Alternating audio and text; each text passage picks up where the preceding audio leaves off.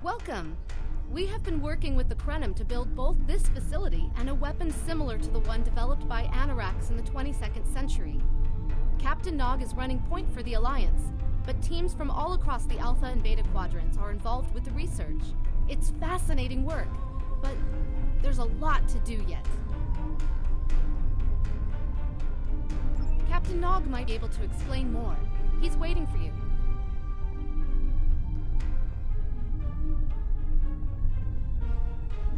It's good to see you too.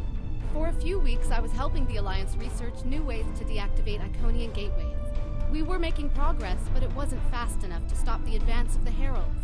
After Captain Nog made contact with the Krenim, I asked to transfer here. Now I'm working with interdimensional resonance harmonics to help recreate Anarax's work. Yes, I have. I guess the Solanae aren't visiting me at night anymore. Or maybe it's the 14-hour days trying to wrap my brain around complex temporal equations that are wearing me out. Either way, my sleep is greatly improved. Thank you for asking.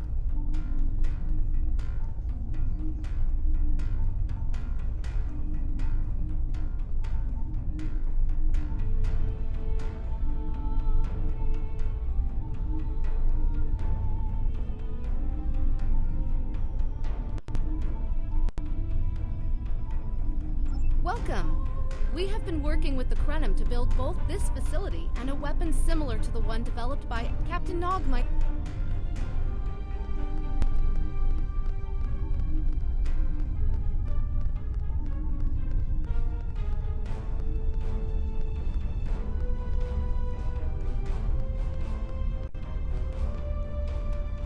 I wish I was seeing you under better circumstances. We've managed to make a prototype of the Krenim weapon in Anarax's records, but we have not attempted to use it yet. Time isn't something you mess around with, so we have been conducting simulations here of possible incursions, as well as developing new ways to protect and store data on various timelines.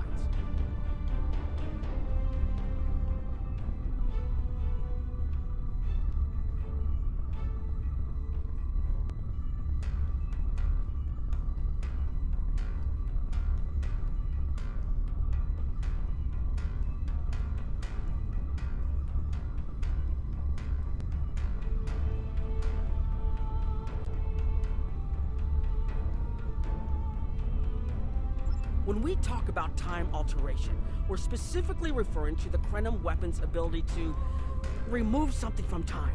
Anything, from a single molecule to an entire civilization. It's as if the target of the weapon never existed at all.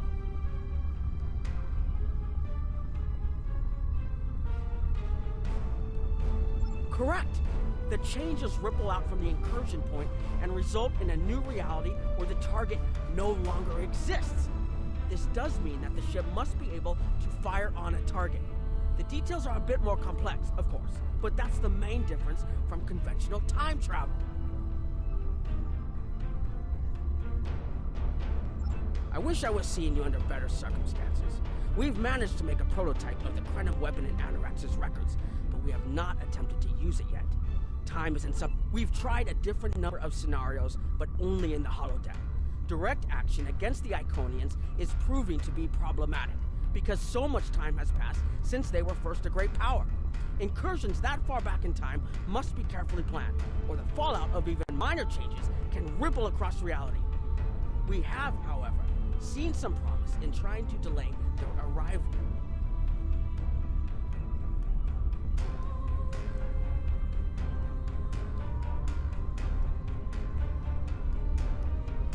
Actually, it would be closer to a 700-year delay if our calculations are correct.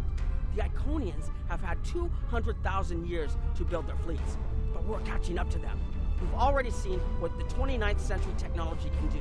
Imagine what we'll have in the 32nd century.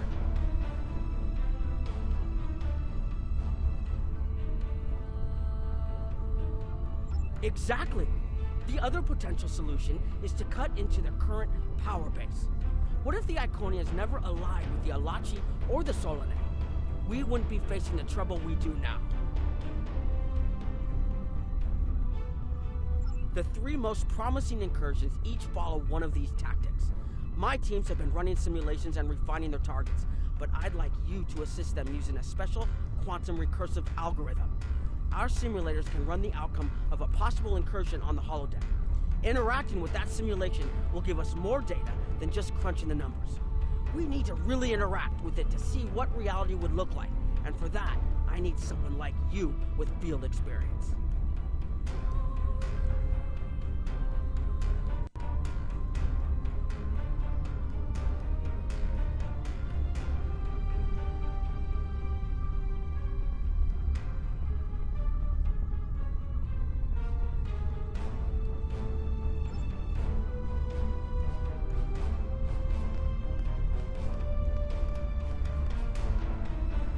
Hello. Please allow me to explain what we're doing here. We've determined that if we remove a specific series of stars from the Beta Quadrant in the distant past, a rogue planet will enter the Iconia system and cause massive geological damage at about the same time the planet was bombarded by the Iconians' enemies. The technological buildup of the orbital bombardment that destroyed the Iconian civilization will still happen, but the Iconians themselves will have to deal with a natural disaster, not a war.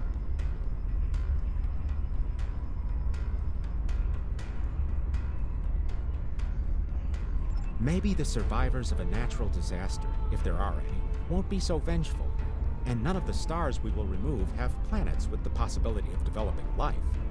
The overall effect on the galaxy is minimal. It's a painful path, but it could be the one that leads to peace.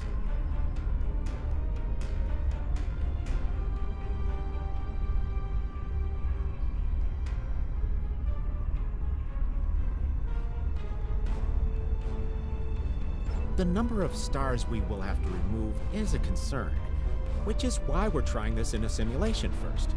But as Captain Nog said, these simulations aren't perfect, so we have devised a holodeck program that will expand and extrapolate on possible effects of the temporal incursion. It's the best option we have available to us. The holodeck's algorithms have been updated to change and adapt to the data created by the simulated timeline alteration. This is not your average holo novel. Once we run the program, you'll be able to interact with our best approximation of the new timeline. Interaction with the holodeck components will allow the program to generate a more in-depth solution and give us a better idea of what to expect. We have set this simulation on a Federation starship patrolling the Sol system, and you are the captain. If all goes as planned, we expect that almost everything in the system should be close to current reality.